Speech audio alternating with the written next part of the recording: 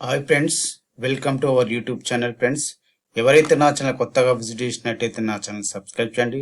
అదేవిధంగా bell icon click చేసి నేను చేసే ప్రతి ఒక్క వీడియోని మీ నోటిఫికేషన్ ద్వారా పొందండి.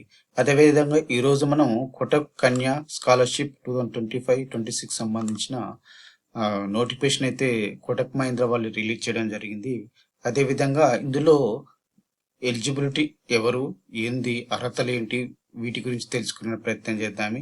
అది కోటక్ కన్యా స్కాలర్షిప్ అనేది ఓన్లీ కోటక్ ఎడ్యుకేషన్ ఫౌండేషన్ వారి ఇది ప్రొవైడ్ చేయడం జరుగుతుంది.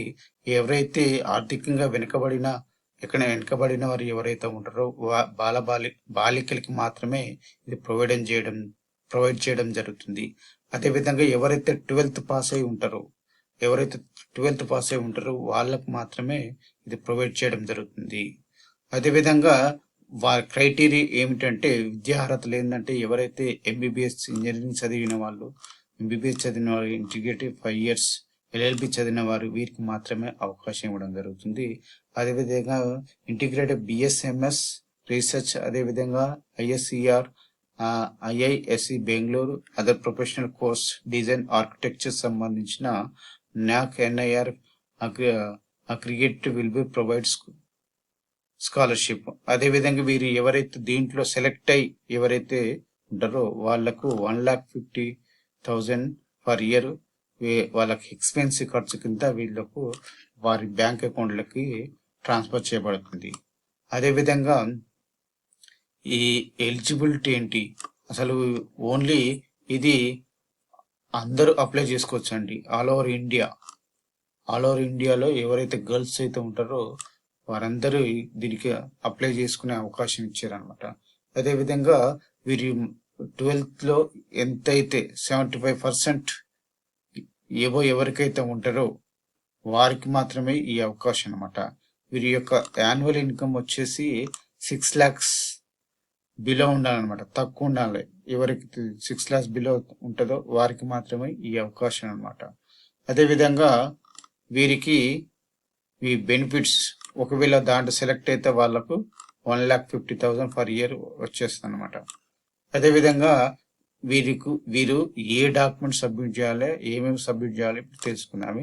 అదేవిధంగా 10th క్లాస్లో ఏవైతే క్వాలిఫైయింగ్ ఎగ్జామినేషన్, మీరైతే ఎగ్జామ్ అయితే ఏదైతే రాస్తారో దాంట్లో అది సబ్మిట్ చేయాల్సి ఉంటుంది.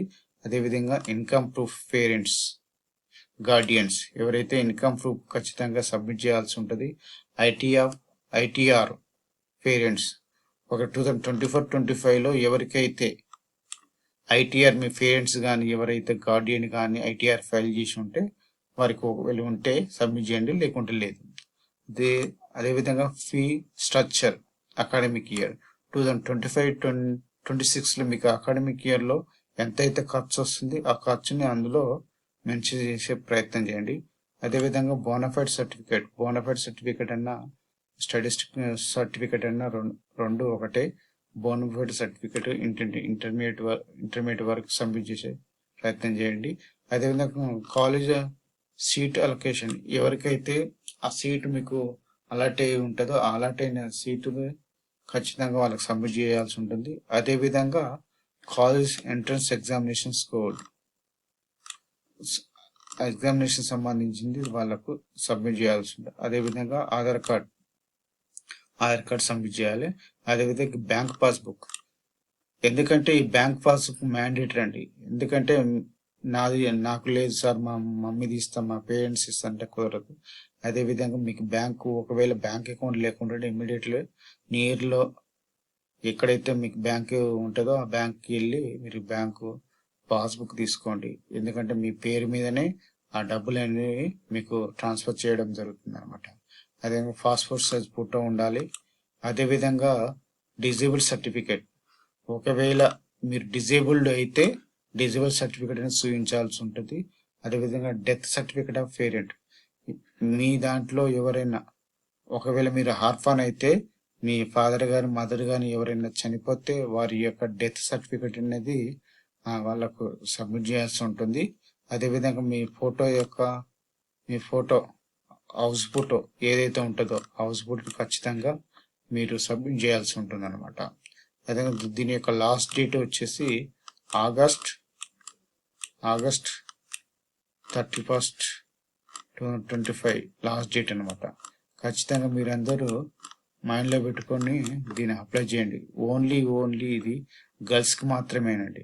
గర్ల్స్కి ఇది మంచి అవకాశం అనమాట. ప్రతి ఒక్క దీన్ని యూటిలైజ్ చేసుకొని మీ యొక్క అవకాశాన్ని యూటిలైజ్ చేసుకోండి.